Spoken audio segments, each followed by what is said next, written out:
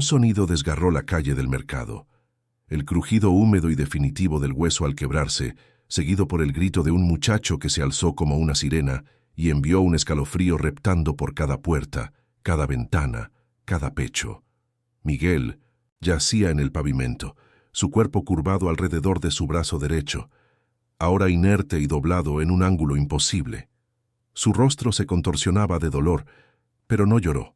Después del primer grito, solo apretó los dientes y tembló mientras el cinturón negro se alzaba sobre él, respirando lento y constante, como si nada hubiera pasado. «Esto es lo que pasa cuando dices que no», gruñó el hombre, lo suficientemente fuerte para que toda la cuadra lo escuchara. Dirigió su mirada hacia los espectadores, comerciantes congelados en su lugar, adolescentes con teléfonos a medio levantar, una madre abrazando a su hijo junto a un puesto de frutas. ¿Alguien más se siente valiente hoy? Nadie se movió. El hombre ajustó el cinturón negro atado holgadamente alrededor de su chaqueta de jean modificada, más ropa urbana que uniforme ahora. Se agitó ligeramente con la brisa mientras se alejaba del muchacho. Su sonrisa se curvó como si hubiera sido tallada en piedra, una expresión no de triunfo, sino de hábito. Esta no era la primera vez que hacía esto, y no sería la última.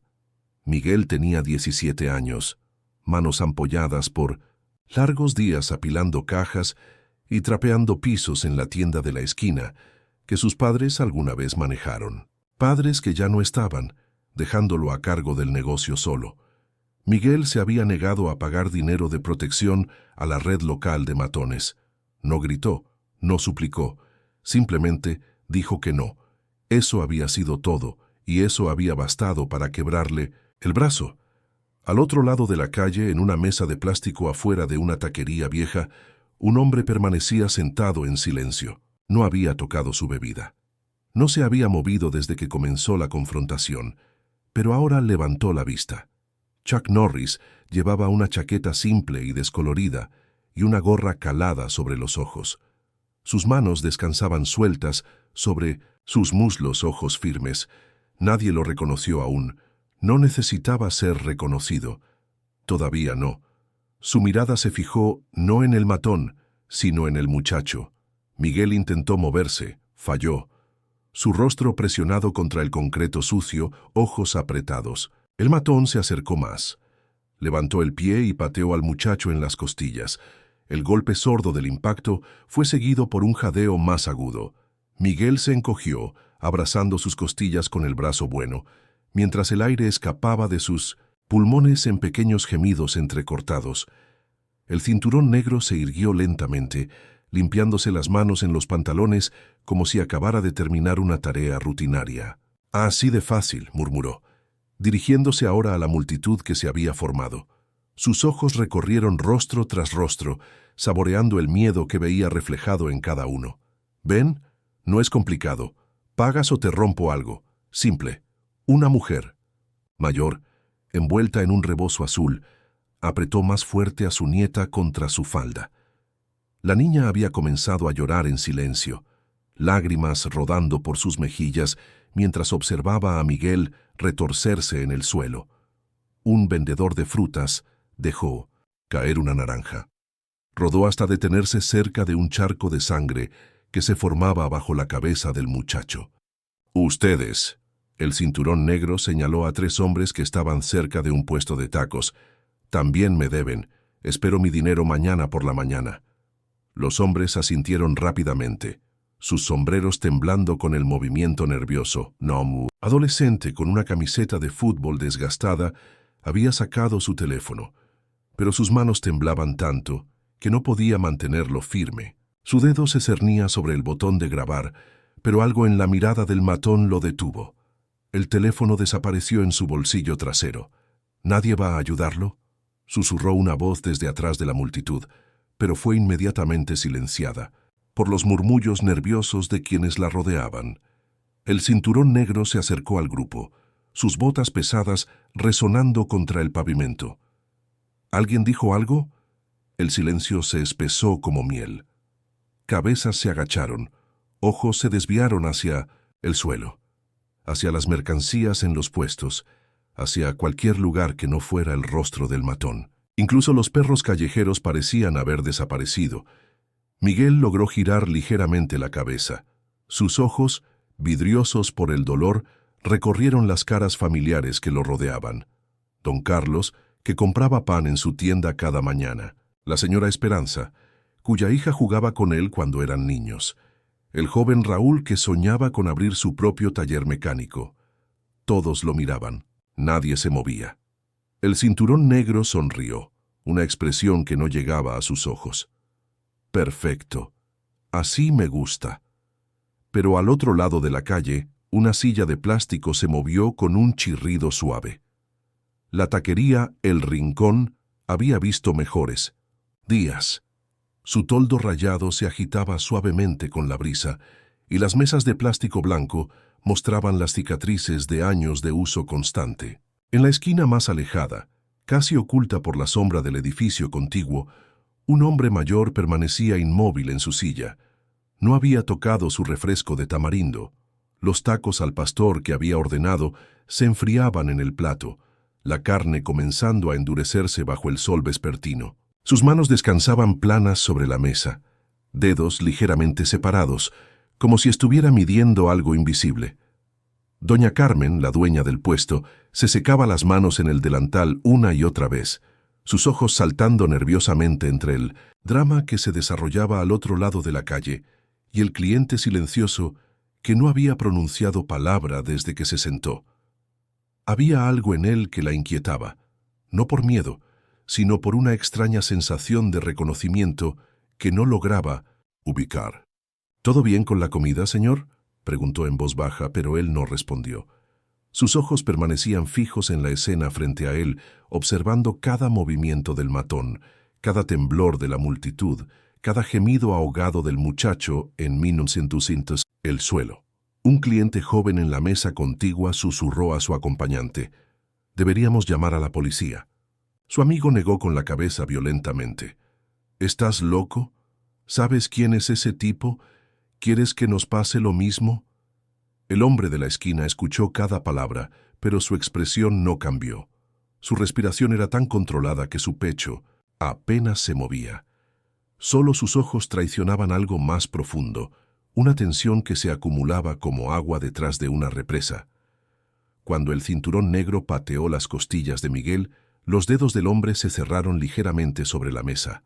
Cuando la multitud retrocedió en silencio colectivo, sus mandíbulas se tensaron casi imperceptiblemente, y cuando el matón preguntó si alguien se sentía valiente, algo cambió en su postura. Se había mantenido en las sombras durante décadas, eligiendo la invisibilidad sobre la gloria, la paz sobre la confrontación. Había aprendido que a veces el mayor acto de valentía era no actuar, permitir que otros encontraran su propia fuerza. Pero había límites. Lentamente, sin apartar la mirada de Miguel, alcanzó su billetera y dejó algunos billetes sobre la mesa. Doña Carmen notó que eran más de lo que costaba la comida. El chirrido de la silla contra el concreto fue suave, pero en el silencio tenso de la calle sonó como el primer trueno de una tormenta que se aproximaba. 3 semanas antes, Miguel había estado organizando las latas de frijoles en el estante superior cuando el cinturón negro entró por primera vez a Abarrotes San Miguel. La campanita sobre la puerta había sonado con su tintineo familiar, el mismo sonido que había escuchado miles de veces cuando su padre aún vivía. «Bonito lugar», había dicho el matón, sus ojos recorriendo los pasillos estrechos llenos de productos básicos. «Tu papá construyó algo especial aquí». Miguel había sentido un escalofrío al escuchar mencionar a su padre. Don Eduardo había muerto de un infarto 2 años atrás, dejando la tienda como único legado para su hijo. En las noches silenciosas, cuando contaba las monedas del día, Miguel aún podía escuchar la voz de su padre. «Un hombre que se dobla ante los matones ya no es hombre, mijo. Mejor morir de pie que vivir de rodillas». «¿Qué quiere?», había preguntado Miguel manteniendo la voz firme. «Protección». El cinturón negro había sonreído, pero sus ojos permanecían fríos. «Estas calles pueden ser peligrosas. Accidentes pasan, ventanas se rompen, mercancía desaparece. Se había acercado al mostrador, sus nudillos golpeando suavemente la superficie de madera gastada. Por 1,000 pesos a la semana, me aseguro de que nada malo le pase a tu negocito. Miguel había mirado hacia la fotografía enmarcada detrás de Minoy, la caja registradora. Su padre con el delantal puesto, sonriendo orgulloso el día que abrieron la tienda. Recordó las palabras que don Eduardo le había susurrado en su lecho de muerte. Esta tienda es tuya ahora, pero más importante, tu dignidad también es tuya. Nadie puede quitártela a menos que tú se la entregues. No, había dicho Miguel simplemente. El matón había parpadeado, sorprendido. «¿Perdón? No voy a pagar». Miguel había enderezado los hombros. «Mi padre nunca pagó extorsión. Yo tampoco lo haré». Ahora, tendido en el pavimento con el brazo quebrado y las costillas adoloridas, Miguel no se arrepentía. Cada ola de dolor que atravesaba su cuerpo era un recordatorio de que había elegido honor sobre facilidad, principios sobre supervivencia. El cinturón negro se agachó junto a él, su voz un siseo venenoso. «¿Valió la pena, muchacho? Tu orgullo estúpido. ¿Valió esto?» Miguel levantó la cabeza con esfuerzo, sangre goteando de su labio partido. Sus ojos encontraron los del matón, y por un momento fue como si su padre estuviera hablando a través de él. Sí. Al otro lado de la calle, una figura se puso de pie lentamente, dejando billetes sobre una mesa de plástico. El territorio del Cinturón Negro se extendía por 6 cuadras del centro de la ciudad, como una telaraña invisible pero letal. Cada negocio, cada puesto callejero, cada vendedor ambulante conocía su nombre, aunque pocos se atrevían a pronunciarlo, en voz alta. En la panadería La Espiga Dorada, don Aurelio contaba billetes arrugados cada lunes por la mañana, separando las ganancias de la semana en 2 montones, uno para su familia, otro para el matón. Sus manos temblaban ligeramente, mientras apartaba los 500 pesos que significaban la diferencia entre dormir tranquilo y despertar con las ventanas rotas.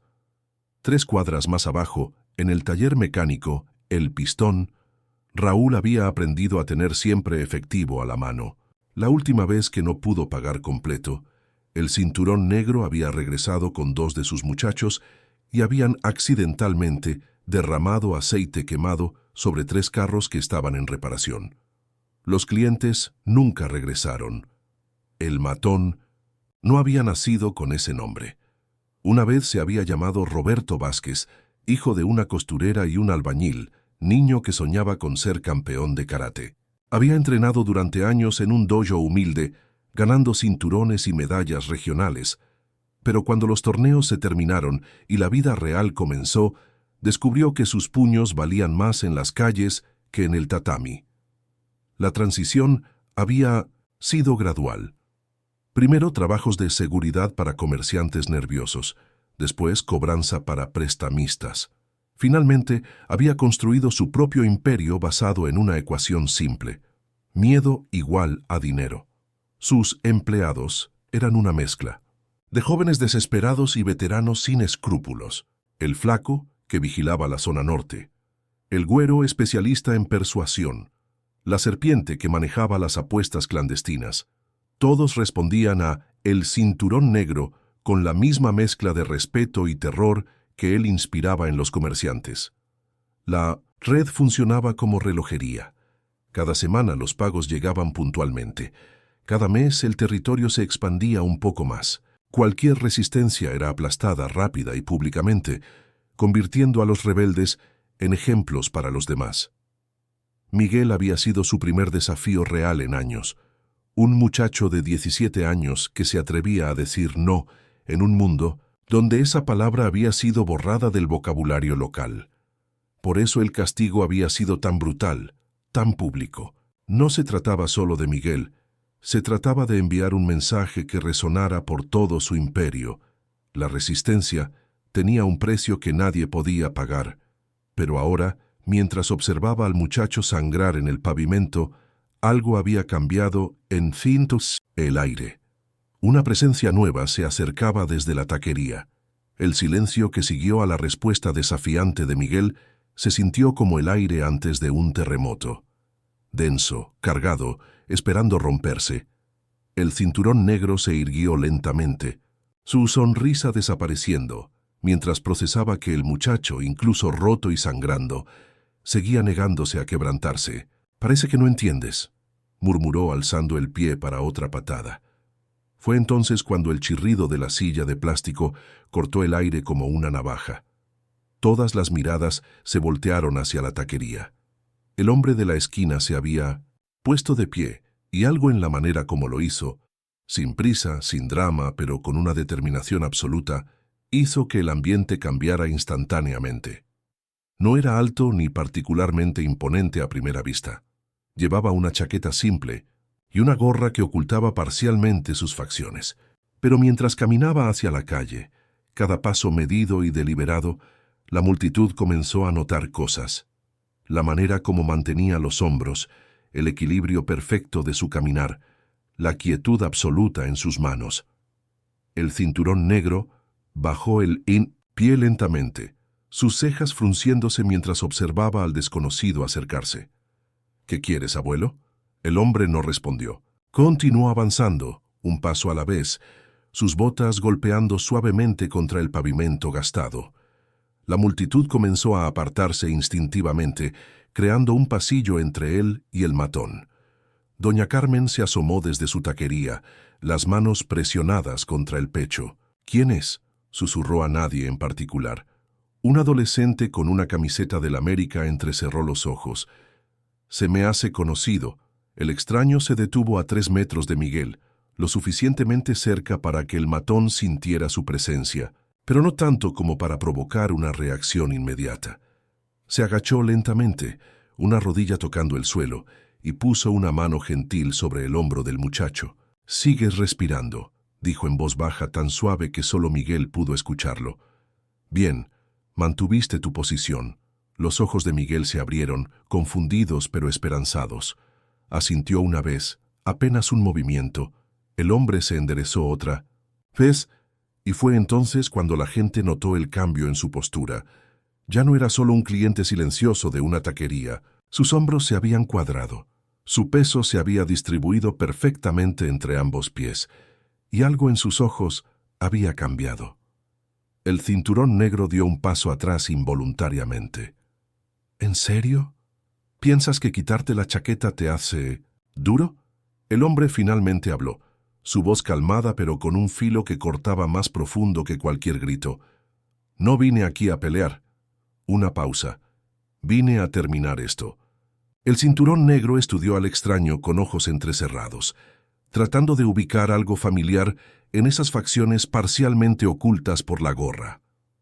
Había algo en la manera como el hombre se movía, una economía de movimiento que solo venía de años de entrenamiento, que le provocaba una inquietud que no sabía cómo nombrar. «¿Terminar qué?», preguntó, pero su voz había perdido parte de su arrogancia anterior.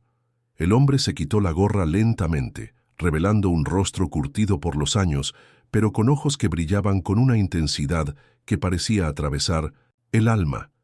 Cabello gris, líneas de expresión que hablaban de décadas de experiencia, y algo más, una quietud que solo poseían aquellos que habían visto suficiente violencia como para entender cuándo era necesaria. Un murmullo recorrió la multitud. «Dios mío», susurró una mujer mayor, «no puede ser», dijo otro espectador, pero su voz temblaba con incertidumbre. El cinturón negro sintió como si el suelo se hubiera vuelto menos sólido bajo sus pies. «¿Quién eres?».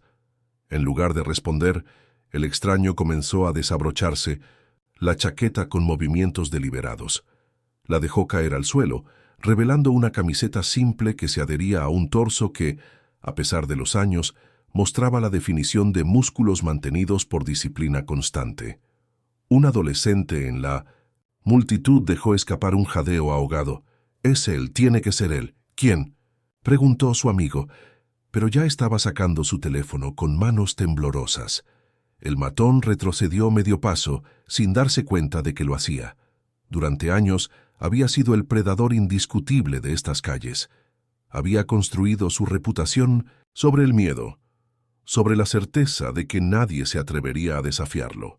Pero ahora, frente a este hombre silencioso, cuya sola presencia parecía cambiar la gravedad del aire, sintió algo que había olvidado: incertidumbre. «Mira, abuelo», dijo, intentando recuperar su autoridad. «No sé quién te crees que eres, pero estas son mis calles. Aquí yo pongo las reglas».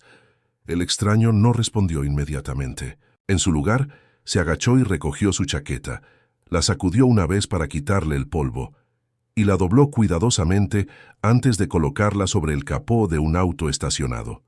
Cada movimiento era controlado, casi ceremonial. Cuando se enderezó, nuevamente, su postura había cambiado de manera sutil pero inequívoca. Los pies separados a la distancia exacta de los hombros, peso distribuido perfectamente, manos relajadas pero listas. «Tus calles», repitió finalmente, y aunque su voz seguía siendo tranquila, ahora contenía algo que hizo que varios espectadores retrocedieran instintivamente. «Creo que estás equivocado». El silencio que siguió fue tan completo que se podía escuchar el viento moviendo las lonas de los puestos del mercado. El primer golpe llegó rápido, un jab directo apuntado al rostro del extraño. Preciso, eficiente, diseñado no para intimidar sino para conectar. No lo hizo. El hombre inclinó la cabeza menos de 1 pulgada.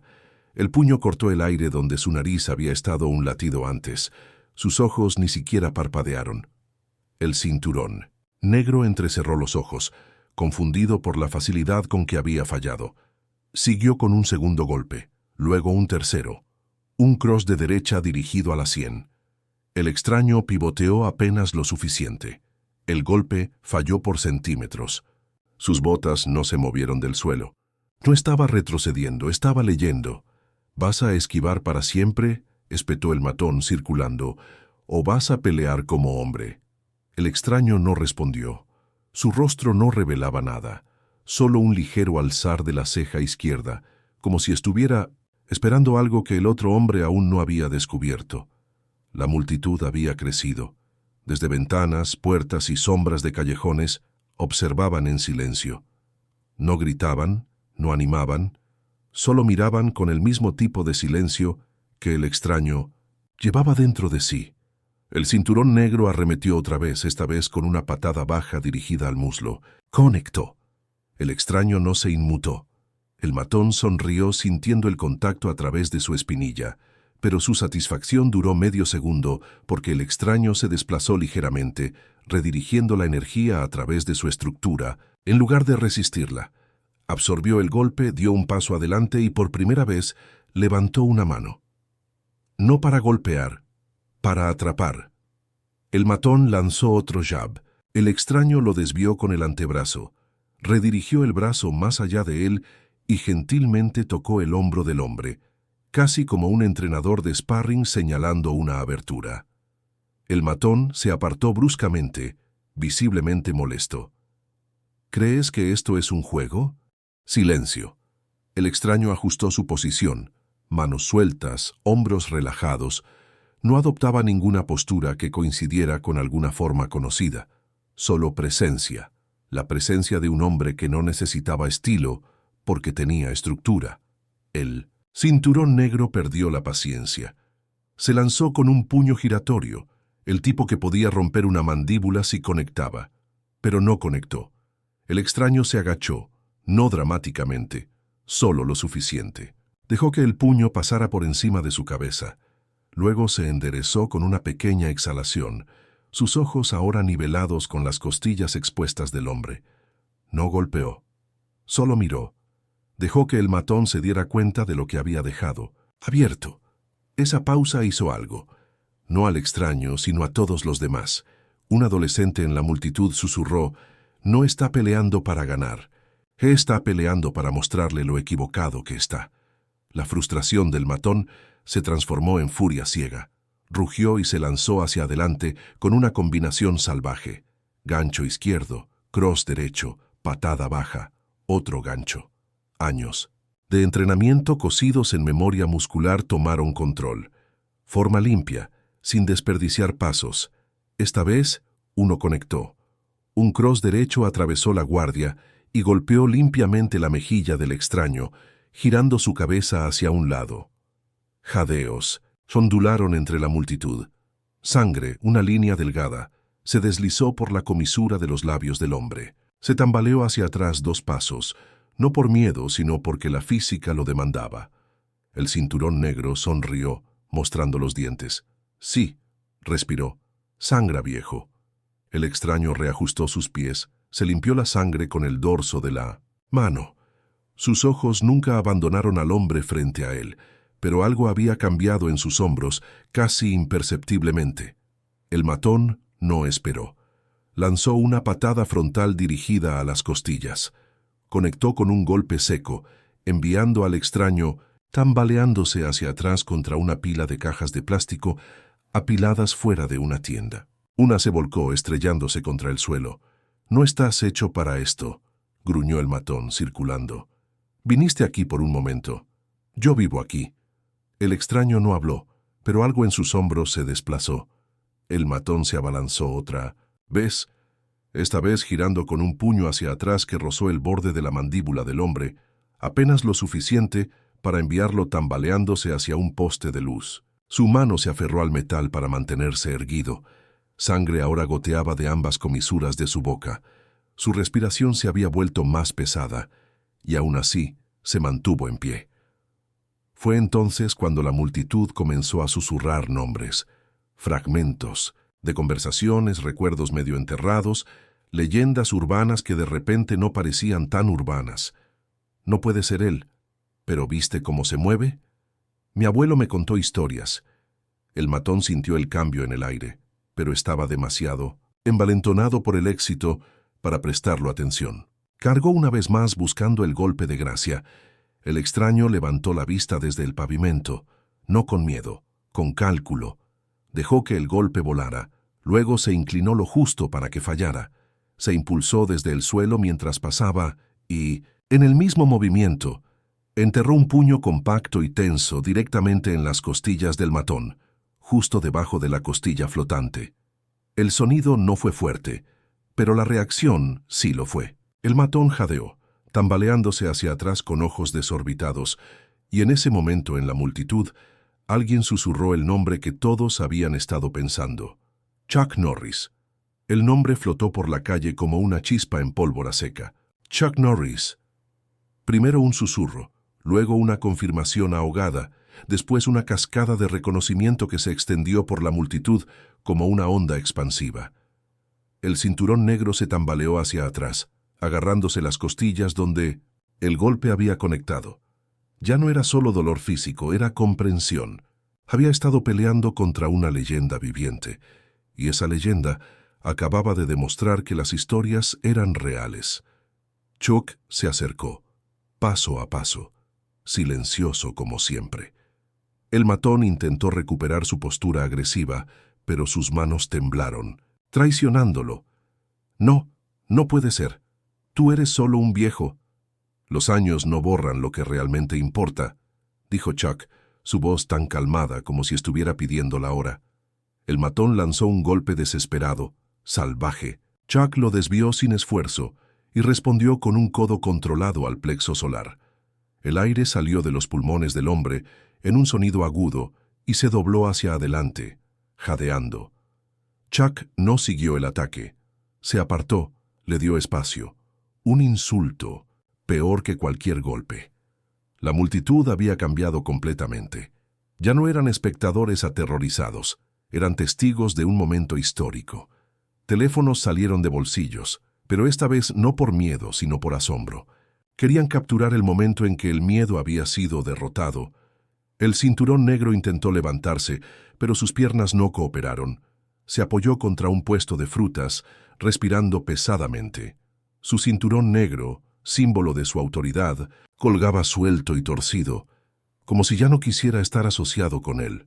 «Esto no termina aquí», murmuró escupiendo sangre. «Tenías», corrigió Chuck. «El miedo era tu única arma real, y el miedo acaba de morir». Como para probar su punto, don Aurelio salió de su panadería. El hombre, que había pagado extorsión durante años, Caminó directamente hacia el matón caído. Sin decir palabra, sacó un billete de 500 pesos de su bolsillo y lo dejó caer sobre el pavimento junto al hombre. «Mi último pago», dijo simplemente. «¿1 por 1?» Otros comerciantes comenzaron a emerger de sus escondites. La señora Esperanza del puesto de flores, Raúl del taller mecánico, incluso algunos de los empleados del matón aparecieron en los bordes de la multitud, sus rostros mostrando algo que no habían sentido en años. Opciones. El cinturón negro. Miró alrededor, viendo su imperio desmoronarse en tiempo real. No por violencia, sino por algo mucho más poderoso. Coraje inspirado. Chuck se agachó junto a Miguel, quien había estado observando todo con ojos muy abiertos. «¿Puedes caminar?». El muchacho asintió, permitiendo que Chuck lo ayudara a ponerse de pie. Chuck sostuvo a Miguel con cuidado, su brazo bueno alrededor de los hombros del muchacho, mientras navegaban entre la multitud que se apartaba respetuosamente. El brazo fracturado de Miguel colgaba en un cabestrillo improvisado, hecho con la camisa de un espectador solidario. «La clínica del doctor Hernández está a 2 cuadras», dijo doña Carmen, apareciendo a su lado con un termo de agua fresca. «Yo los llevo». Pero antes de que pudieran moverse, algo extraordinario comenzó a suceder. La señora Esperanza se acercó con flores frescas de su puesto. «Para el muchacho valiente», dijo, colocándolas suavemente en el cabestrillo. «Y para usted, señor Norris». El nombre se había extendido como reguero de pólvora. Ya no era un secreto, era una celebración, silenciosa. Don Aurelio apareció con pan recién horneado. «Para el camino», murmuró, sus ojos brillando con lágrimas de gratitud que había contenido durante años. Raúl se materializó con una silla de ruedas prestada del taller. «Para que no tenga que caminar hasta la clínica», explicó, dirigiéndose a Miguel. Mientras colocaban cuidadosamente al muchacho en la silla, más miembros de la comunidad se acercaron, no para pedir autógrafos o tomarse fotos, sino para ofrecer ayuda. Un vendedor de periódicos trajo vendas limpias. Una madre joven ofreció medicina para el dolor. Un anciano se quitó su sombrero en señal de respeto. «No tenían que hacer esto», dijo Miguel, su voz ronca pero firme. «Sí teníamos que hacerlo», respondió don Aurelio. «Llevamos años viviendo con miedo. Tú nos recordaste lo que habíamos olvidado». Chuck empujó la silla en silencio, mientras la procesión improvisada se movía hacia la clínica.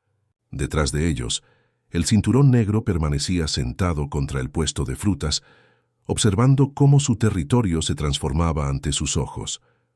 Sus antiguos empleados habían desaparecido, fundiéndose entre la multitud o simplemente alejándose, sin mirar atrás.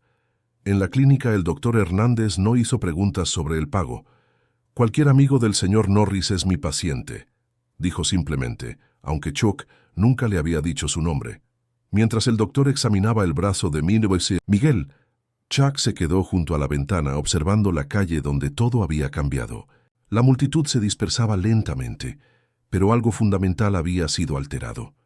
El miedo había sido reemplazado por algo más poderoso: esperanza. 2 horas después, cuando el brazo de Miguel había sido enyesado y las heridas menores vendadas, Chuck salió silenciosamente de la clínica. El sol comenzaba a descender, pintando las calles con tonos dorados que hacían que todo pareciera diferente, más limpio de alguna manera. La multitud se había dispersado, pero la transformación permanecía. Don Aurelio había reabierto su panadería con las puertas completamente abiertas por primera vez en años. La señora Esperanza organizaba sus flores sin mirar nerviosamente por encima del hombro. Los niños jugaban en la calle, donde antes solo susurraban. Chuck caminó hacia donde había dejado su chaqueta, doblada cuidadosamente sobre el capó del auto. Un niño de unos 10 años ya estaba allí, sosteniéndola con ambos brazos como un tesoro. «La mantuve limpia», dijo el niño, mirando hacia arriba con ojos brillantes. Chuck tomó la chaqueta, asintió y comenzó a ponérsela. Pero el niño no se movió. Se quedó allí, pequeño pecho inflado con algo nuevo, algo que no había sentido antes. Chuck se inclinó ligeramente. «¿Viste todo?», El niño asintió. Chuck se agachó hasta quedar a la altura de sus ojos. Recuerda esto entonces. La fuerza no es qué tan fuerte golpeas. Es cuánto tiempo puedes mantenerte en pie cuando nadie más lo hará. El niño asintió. Nuevamente, esta vez más lentamente, como si significara algo más profundo ahora. Chuck se enderezó y comenzó a caminar por la calle. Solo. Nadie lo siguió, nadie pidió autógrafos, nadie rogó por un nombre, porque sabían que lo que acababa de suceder aquí no pertenecía a una página de tendencias. Pertenecía al pavimento, al polvo que aún se arremolinaba en el aire, al silencio que habían dejado atrás. Detrás de él, Miguel apareció en la puerta de la clínica, su brazo en cabestrillo, pero sus ojos claros y determinados. Varios comerciantes se acercaron a él, no con lástima, sino con respeto. «¿Qué hacemos ahora?», preguntó alguien. Miguel miró hacia donde Chuck desaparecía al final de la cuadra. «Seguimos adelante, pero esta vez, juntos». Chuck dobló la esquina y se desvaneció de la vista, pero su presencia permanecía en cada respiración más fácil, en cada puerta que se abría sin miedo, en cada niño que ahora sabía que los héroes reales no necesitan gritar para ser escuchados. El mundo no necesita más hombres que griten, necesita más que se mantengan firmes en silencio cuando realmente importa.